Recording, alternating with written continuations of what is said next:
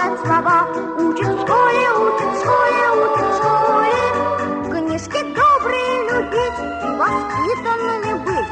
Учат в школе, учат в школе, учат в школе. Книжки добрые любить и воспитанными быть. Учат в школе, учат в школе, учат в школе.